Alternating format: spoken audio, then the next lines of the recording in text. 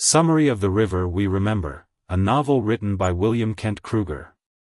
Chapter 1. In the tranquil tapestry of Jewel, the Memorial Day celebration of 1958 unfolded like a cherished chapter in the town's history.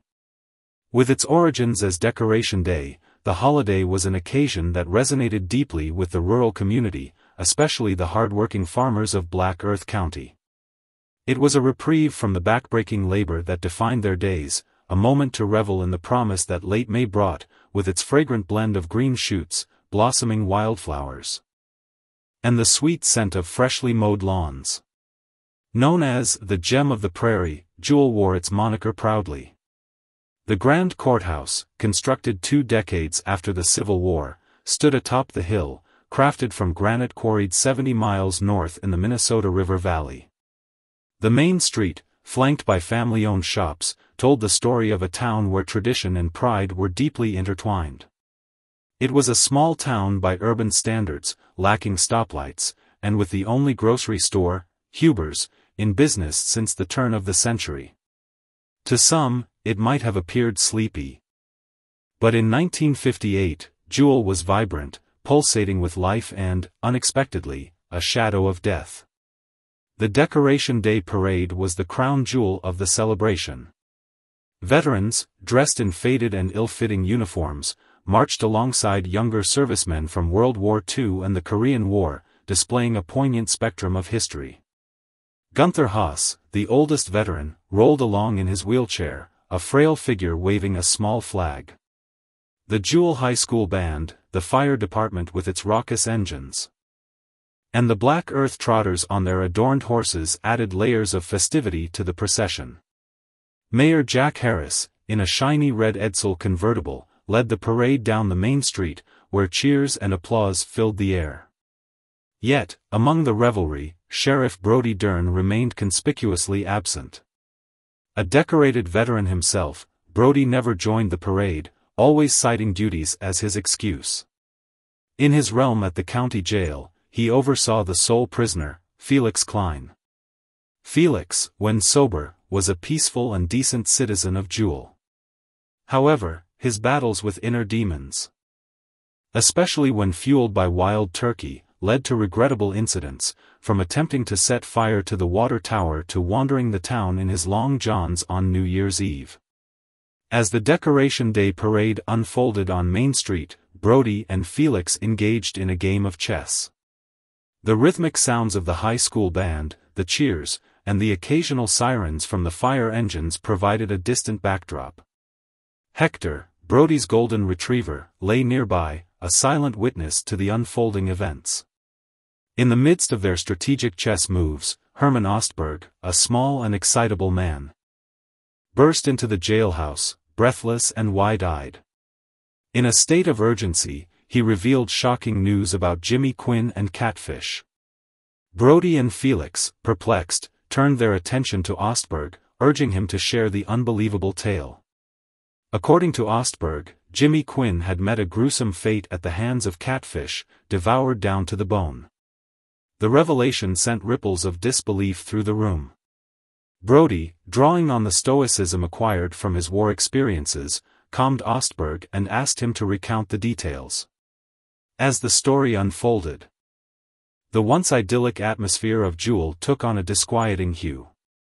The seemingly peaceful town now harbored a mystery that transcended the festivities of Memorial Day.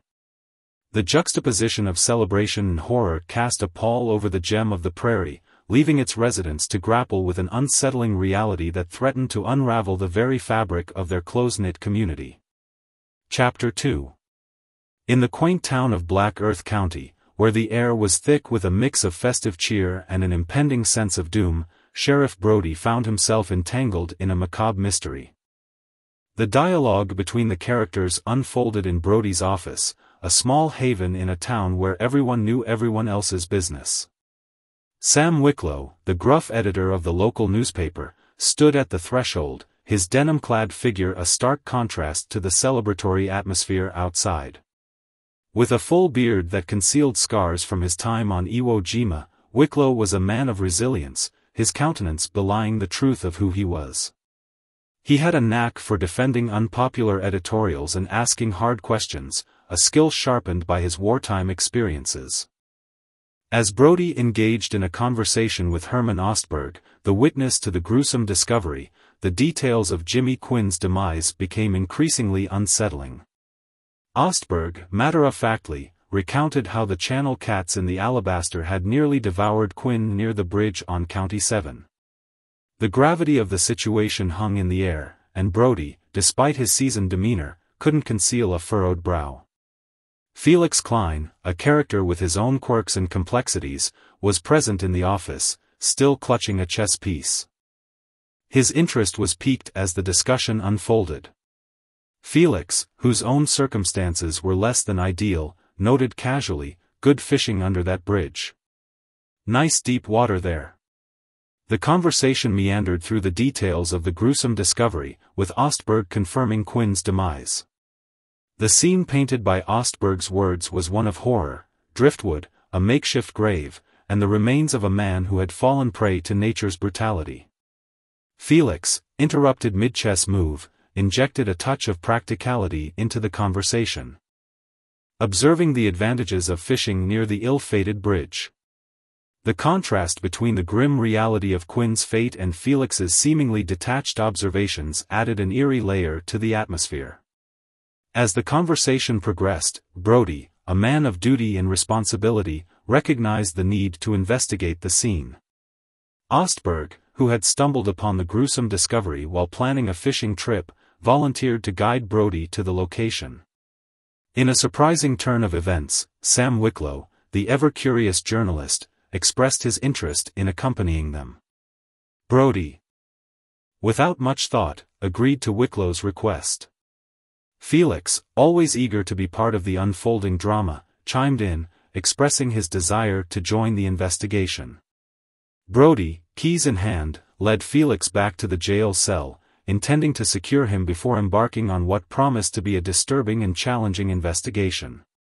Felix, however, voiced his concerns about being left alone.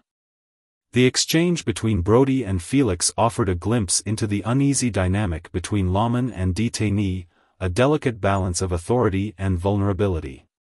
Felix, with a keen eye for potential hazards, pointed out the wooden floorboards and furniture that could pose risks in case of an emergency. The narrative, set against the backdrop of a celebratory parade outside, highlighted the town's peculiarities. Brody's unsuccessful attempt to reach his deputy, Asa Fielding, added an element of urgency to the unfolding events. A hastily written note served as Brody's instructions to the absent deputy, emphasizing the gravity of the situation. In the final moments of the excerpt, Brody, joined by Felix, Wicklow, and Ostberg, prepared to leave the office. The sheriff's dog, Hector, added an element of loyalty and companionship to the group. The characters, with a mix of curiosity and trepidation, set out to uncover the truth behind Jimmy Quinn's tragic fate, leaving the office with a palpable sense of urgency and gravity hanging in the air. The scene was set for a compelling and unsettling journey into the heart of a small town's darkest secrets. Chapter 3. Jewel, a picturesque town along the winding Alabaster River, becomes the stage for Sheriff Brody's investigation, revealing a rich tapestry of emotions, memories, and the darker undercurrents of the human experience. The passage begins with a vivid portrayal of the changing landscape as Brody follows Ostberg's truck over the bridge and into the heart of the town. The contrast from the river valley to farmland, with rows of young corn and a bone-rattling dirt road, sets the tone for the journey ahead. In Brody's cruiser, a diverse trio accompanies him: Felix Klein, Hector, and the contemplative newspaperman, Sam Wicklow. The atmosphere is tense, and conversation touches on a recent encounter with Jimmy Quinn at church. Notably absent was Quinn's wife, Marta, supposedly unwell. The air of silence surrounding Wicklow, the usually talkative newsman, raises suspicions. Their exchange reveals glimpses of the complex web of relationships within the community. The description of the landscape reflects the passage of time and the encroachment of civilization on once wild territories. The Alabaster River, outlined by dense trees. Serves as a visual guide, connecting the past and present. As they approach a familiar spot by the river, the dirt road turns into a path fraught with memories for Brody. The scenic beauty of the secluded beach beneath a sandstone cliff clashes with the somber reality awaiting them. Ostberg points to the body entangled in driftwood, partially submerged in the river. Wicklow, ever ready with his camera, begins documenting the scene.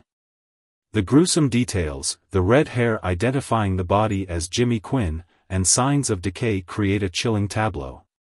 Brody, now focused on the investigation, instructs Wicklow to document every angle meticulously.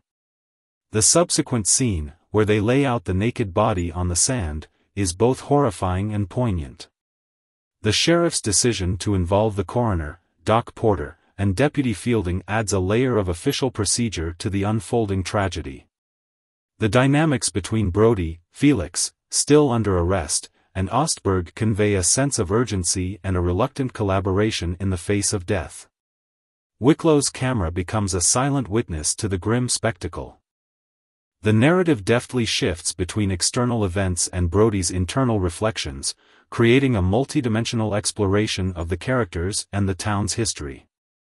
The war-torn past, hinted at through Wicklow's mention of a Japanese soldier, adds an additional layer of complexity to the narrative. As Brody contemplates Quinn's possible cause of death, ruled out as drowning, the passage delves into the nuances of forensic analysis. The suspicion that Quinn entered the water already dead, possibly due to a heart attack, adds an element of mystery to the unfolding tragedy. The subsequent discussion about when and how to inform Marta, Quinn's wife, introduces a poignant thread of human compassion amidst the grim circumstances. The landscape, once a site of cherished memories for Brody, now feels desecrated by the presence of Quinn's lifeless body. The passage masterfully navigates between the external investigation and Brody's internal conflict, offering a comprehensive portrayal of the complexities within the small town of Jewell. In conclusion, the 700-word passage skillfully weaves together vivid descriptions, character dynamics, and a multi-layered exploration of the human experience. The discovery of Jimmy Quinn's body not only unravels a mystery but exposes the intricate tapestry of relationships, memories, and the lasting impact of war on the town of Jewell.